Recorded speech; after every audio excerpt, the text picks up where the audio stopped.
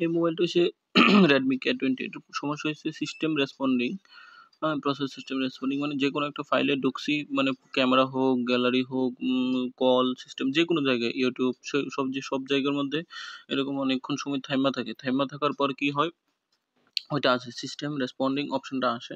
তো অপশনটা মানে কোনো কাজ হয় না। তো মানে এই সমস্যা মোবাইলটা। তো ভাই বলছিল যে এটা এরকম এরকম অনেক দিন ধরে চলছে, ফলাই রাখছিল ঘরে।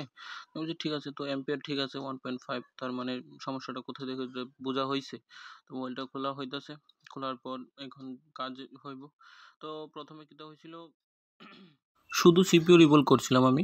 তো সিপিইউ রিভল থেকে কিচ্ছু হয় না। তো এটা সিপিইউ এমএমসি দুইটা রিভল করতে হয়। প্রথম খুলছি, তারপর আবার খুলনা লাগানো হয়েছে।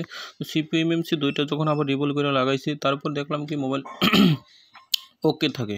তো বেশিরভাগ সময় কি হয়, এটা আমরা ভুল করে দেই, শুধু সিপিইউ রিভল করি। তো সিপিইউ এমএমসি দুইটা রিভল করলেই ভালো হয়। তো একদম মোবাইল এখন ওকে আছে। তো এটা হচ্ছে থার্মাল পেস্ট, এটা লাগাই দিলে কি হইব, মোবাইলটা একটু ঠান্ডা থাকবো, আইসিটা একটু ঠান্ডা থাকবো। হ্যাঁ, গরম হইতো না সহজে, গরম হইলেও এটা ঠান্ডা করে দেবো থার্মাল পেস্টটা।